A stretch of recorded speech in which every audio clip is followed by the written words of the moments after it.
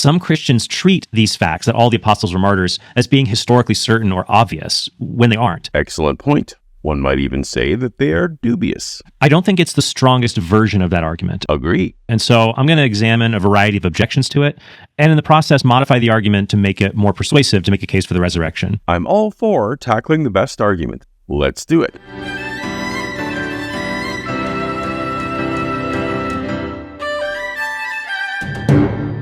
Welcome to Paulogia, where a former Christian takes a look at the claims of Christians. Catholic apologist Trent recently released a video about the argument for resurrection from Martyrdom, addressing me in particular. So, for example, Paulogia, who is an atheistic YouTuber, Paulogia, this for the Bible tells me so objection, it's not very helpful. The video is well articulated and well made. But because it was meant to cover a broad spectrum of martyr topics, it's a bit of a three-ring circus, and my usual top-to-bottom response would probably add to the disjointedness. So, let's just get right to what Trent thinks is his best argument, and the heart of where he and I disagree. My point is just that the martyrdom of Paul and the 11 apostles and James, brother of Jesus, is not as easy to prove as many people assume. Exactly. I've done quite a few videos on this topic, and I'm glad that Christians are discouraging other Christians from following such a clearly fallacious path. But we also don't have to prove it, because there's a variety of evidence we can present to show the apostles sincerely believed Jesus rose from the dead, based simply on the suffering they willingly endured. The evidence would support the following assertions. 1. The apostles suffered for their belief in the resurrection. 2. The apostles risked martyrdom for their belief in the resurrection. 3. The apostles were martyred for their belief in the resurrection. Each of these three assertions becomes stronger evidence for the apostles' sincerity, because the risk involved with each of them begins to strongly outweigh any kind of reward. Okay, well it seems Trent is arguing some kind of martyrdom pyramid or funnel, where he feels he can demonstrate a lot of suffering, some risk, and just a few actual martyrs, as the intensity increases. But my primary objection is not the text in red, but rather in the first two words of each point. Who exactly are the apostles? It's a fluid word and refers to different people in different contexts. Early in the church, apostle came to mean anyone sent out, no matter who they were. So those references are easily conflated to the original 12 to artificially bolster apologetic use. And it's also unclear that the apostles always meant all 11 doing something in unison. It can be shorthand for as few as 2 or 3. Fortunately, it seems Trent is offering a specific scope. All I'm showing is that the 11 apostles, Paul and James, brother of the Lord, sincerely believed Jesus rose from the dead. By invoking the 11, I'm going to assume he means the 12 disciples minus Judas. So specifically, we have Peter, John, James, Andrew, Philip, Thomas, Bartholomew, Matthew, James, son of Alphaeus, Simon the Zealot, and Judas, son of James, adding in latecomers James, the brother of Jesus, and Paul. I have quibbles about Paul being on this list, but we can get to that later. For now, we're going to call these the 13 witnesses and use that title instead whenever Trent says apostles, so that we're being precise. So let's start with the first claim. Is there evidence the apostles risked suffering and death for publicly preaching Jesus' resurrection? That's not the first claim. You just had this on the screen a few seconds ago. Risked suffering and death is watering down the first and combining it with the second. I mean, do what you want, but the obsessive-compulsive part of my brain is unhappy with the asymmetry. Let's do this. There, fixed it. Is there evidence the apostles risked suffering and death for publicly preaching Jesus' resurrection? Absolutely. Absolutely. Absolutely. First, Jesus' public preaching about himself, as I said, led to his own suffering and death.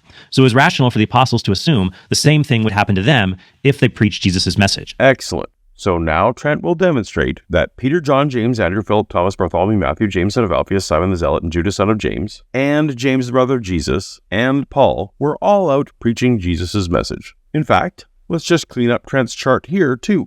Okay, evidence that the 13 eyewitnesses were out preaching. Can't wait. Let's hear it. Second, we have the first-hand accounts of St. Paul, who describes his own suffering. Whoa. You're just moving on to the next point. No attempt whatsoever to defend the 13 witnesses were preaching claim. Trent just says so, and that's good enough. Paulogia also claims that there's no first-hand account from any of the apostles saying they suffered for preaching the resurrection.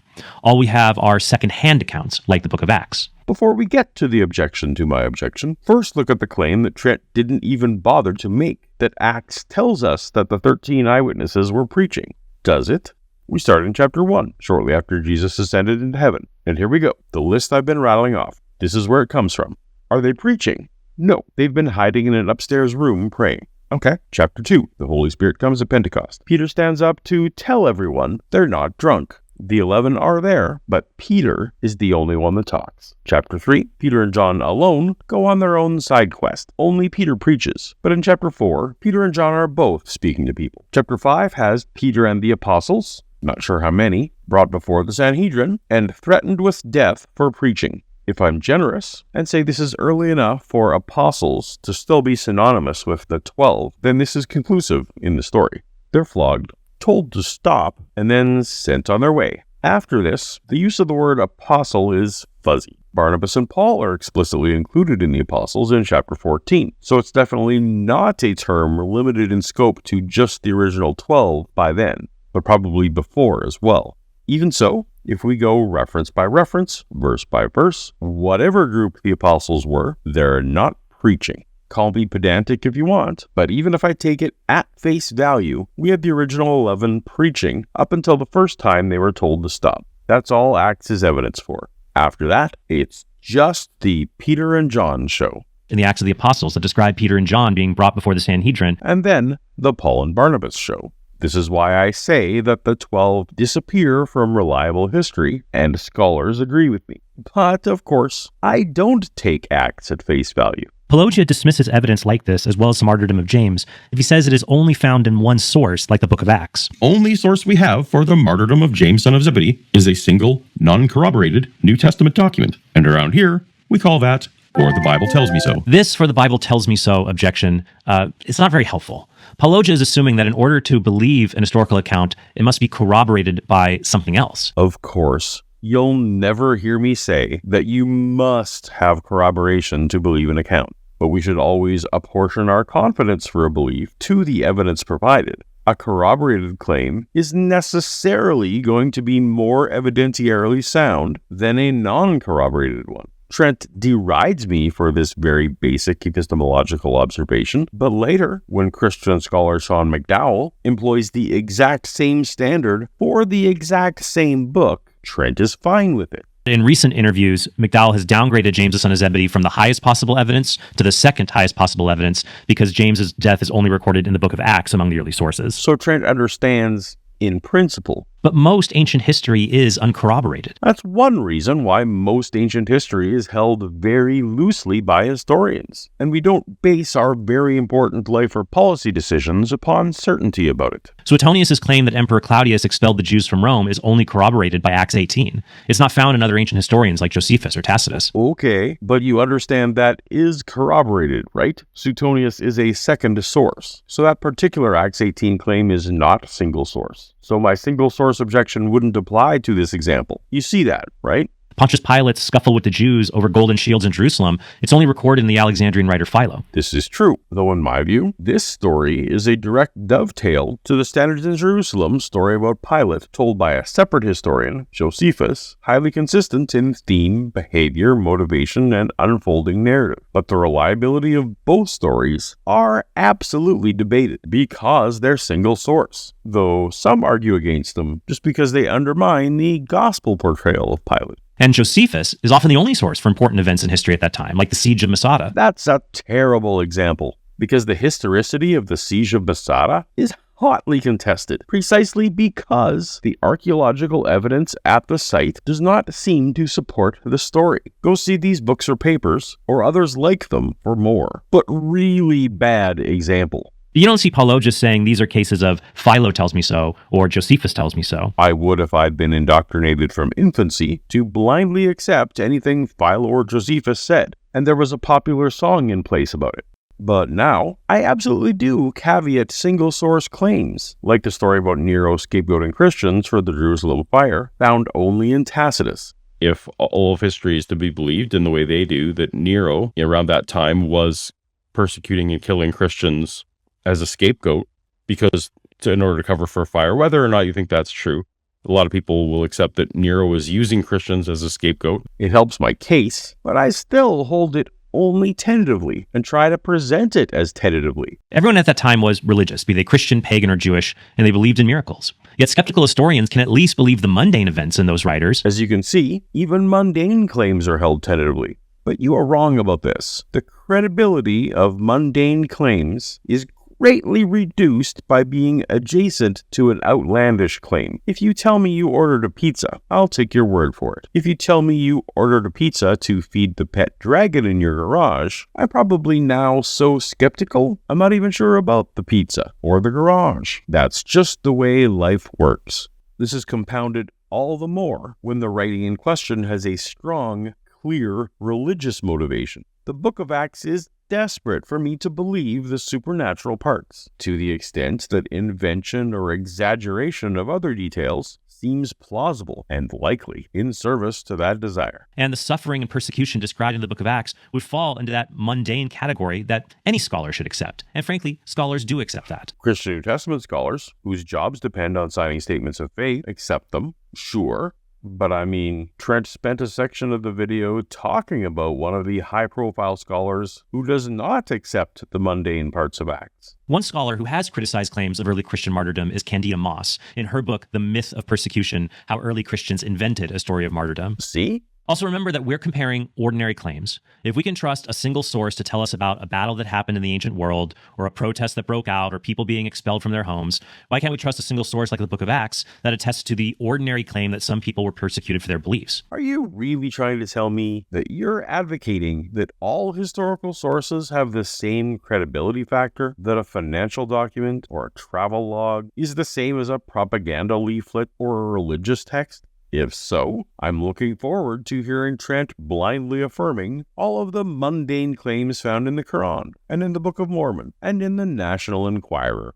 Paulogia might say Acts is not historically reliable, whereas Josephus is, and that's a separate discussion. That's not a separate discussion. That's literally this discussion. Is the book of Acts reliable enough to be authoritative on uncorroborated matters? Sean McDowell decreases his confidence, and I also decrease mine. It's also a discussion when reading Josephus. Historians realize that at times he exaggerates to support his agenda of normalizing Hellenistic Jews within the empire. And there are other times when his bias towards his Roman employers can give pause. This is what historians do. They don't just read things and uncritically believe them at face value.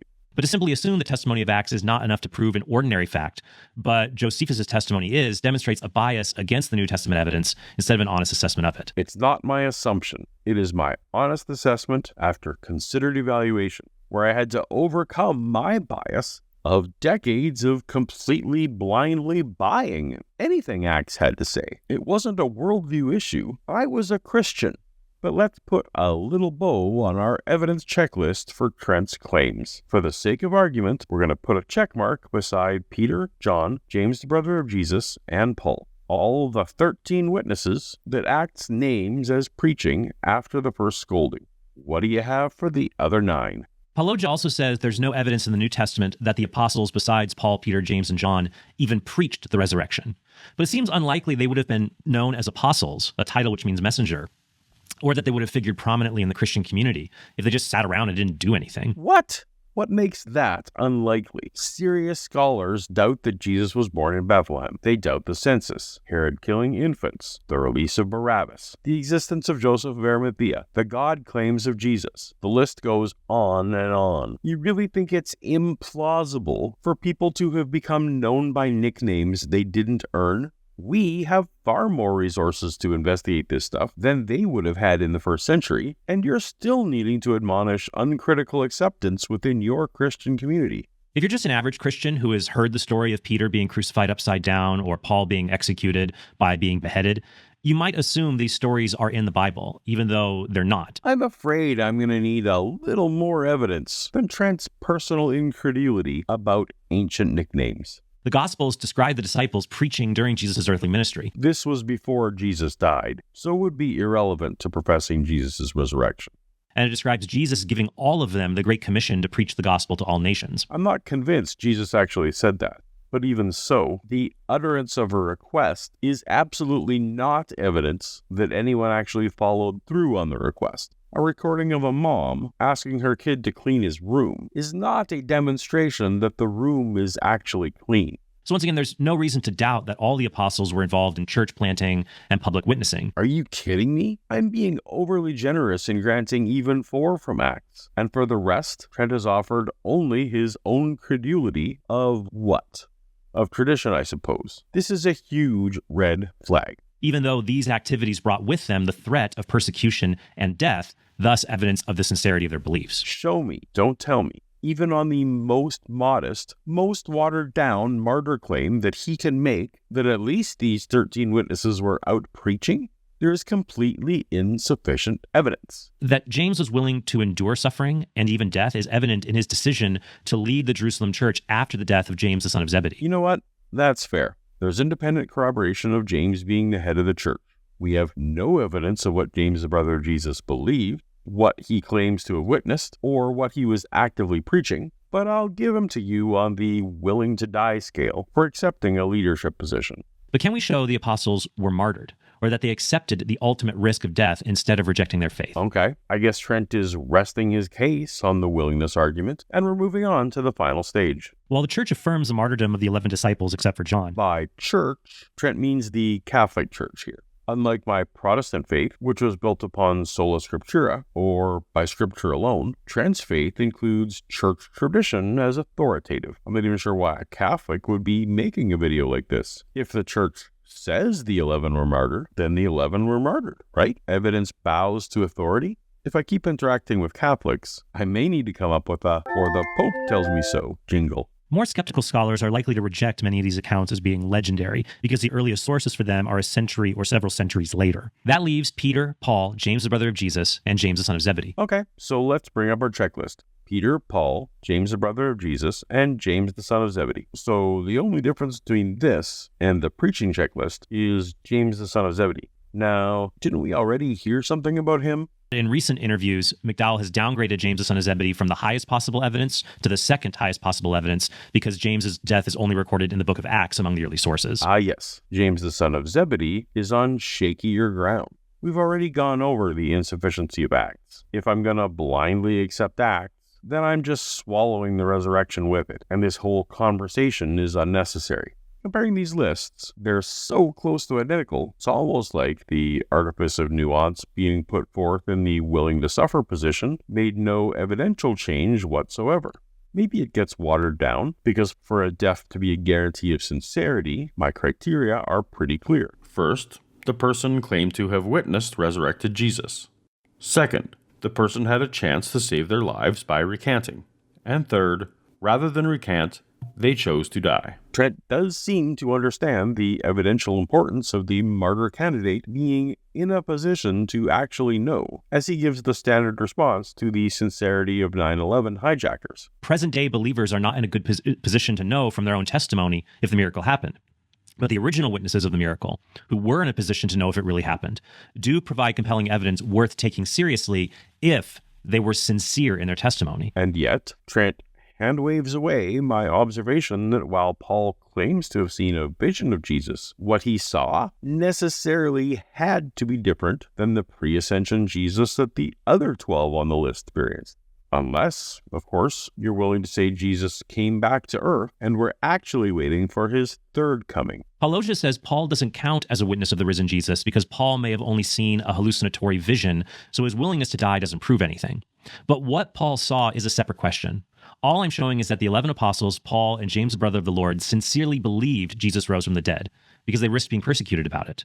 We can debate what they meant about resurrection later, but they were sincere in their resurrection belief. But practically, Paul's sincerity is no more relevant than the 9/11 hijackers' sincerity. He just wasn't in a position to know. I won't beat that point any further, but it's not insignificant here. As for the recanting consideration, a true martyr must be able to say no and have a chance to escape execution by denying their faith.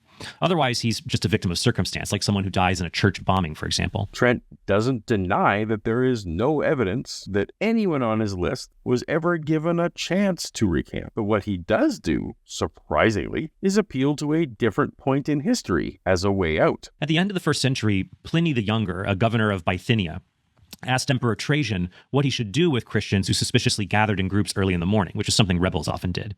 In response, Emperor Trajan sent the following letter to Pliny. Whoever denies that he is a Christian, and really proves it, that is, by worshiping our gods, even though he was under suspicion in the past, shall obtain pardon through repentance. Notice that the date of this letter is 110 AD. Other scholars have it even later. which is about 50 years after the deaths of Peter and Paul under Nero. This is like presenting lenient policies toward communists in America in the 2000s and suggesting that is evidence of lenient policies toward communists in 1950s America. You can't just do that. Now, if single source Tacitus is to be believed, Nero's sole motivation in persecuting Christians was that he was blaming them for a fire that he himself set. Those perceived to be leaders of the movement would definitely not be afforded any chance to say anything at all, lest they expose his duplicity. Paulogia might say we don't know if Nero offered the same things as Trajan did. It's way worse. We know he had every reason not to. But given that we at least have one example of Christians being allowed to recant, and no similar examples of indiscriminate extermination or people not being allowed to recant, this tips the scale towards Nero having a similar policy to Trajan. That's just ignoring context entirely. Beyond the glaringly obvious fact that Nero's persecutions were not ideological. If a recant clause had already been standard Roman policy, then there would have been no reason at all for Pliny to write the emperor and ask what the policy should be. There would have been 50 years of precedent. This is a stretch beyond credulity, but by extending it himself, Trent actually ended up undermining his entire case. Specifically about Nero's reign, Trent reads, Nero fastened the guilt and inflicted the most exquisite tortures on a class hated for their abominations, called Christians by the populace. All of this evidence shows that the original apostles would have, at a minimum, risked suffering and death in order to preach the gospel. So at first, Trent wants us to believe that merely preaching under Nero was to risk suffering and death. But later, Trent wants us to believe that there was a get-out-of-suffering free card available to anyone caught under Nero. If I'm a thief, and I know that if I get caught, that there's a clause where I can simply give the stuff back to escape punishment, then that significantly reduces the risk that I'm taking in being a thief. If there's a universal recant policy, then I'm significantly less impressed by this willing to suffer line of argumentation that apologists like Trent are now making. To round out Trent's list, there's James, the brother of Jesus. What about James, the brother of the Lord? As I've noted in other episodes, the word brother in this passage doesn't have to mean child of the same mother. It can refer to step-siblings or cousins. Ah, yes. Trent is Catholic, and thereby clings to the perpetual virgin story, so he has to resist any natural half-brother of Jesus. If tradition is good enough for perpetual virginity, I'm not sure why Trent doesn't just lean into Catholic authority on the martyrs and call it a day. I mean, I'm glad he's not, because the church says so is never going to be convincing to a skeptic, or even a Protestant. The earliest account of James's martyrdom, the brother of Jesus, comes from Josephus. Trent skips over my objection to any evidential value in James's death because, once again, James's death is explicitly political and not ideological. And when he had formed an accusation against them as breakers of the law, as Trent didn't address them, you can see my previous videos for the highly problematic issues surrounding James, the brother of Jesus' death. And suffice to say that he fails on all three criteria for an evidentiarily valuable martyr. So to summarize, the who would die for a lie argument is a good one, but it has to be used precisely. The argument is that the apostles who originally testified to Jesus' resurrection were willing to endure persecution and even death in order to proclaim that message. Is it a good one? On the who was preaching / risking suffering scorecard, we have Peter, John, James the brother of Jesus, and Paul. On the who was killed scorecard, we have Peter, James, brother of Jesus, and Paul. And on the whose death is a guarantor of sincerity, we have no one. So when Trent says, there's a variety of evidence we can present to show the apostles sincerely believed Jesus rose from the dead, based simply on the suffering they willingly endured, he actually means that of the people in a position to know, there's evidence to show that Peter, John, and James sincerely believed that Jesus rose from the dead. That's it, those three.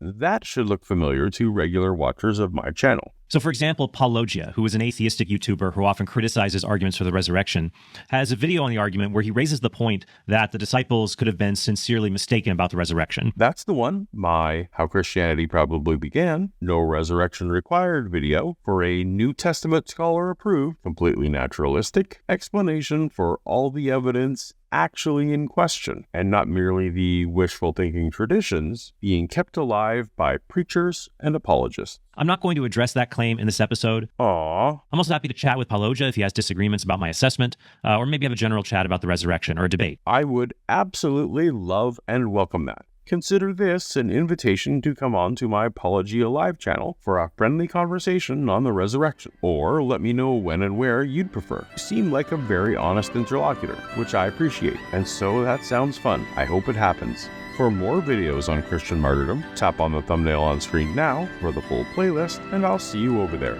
Until next time, later.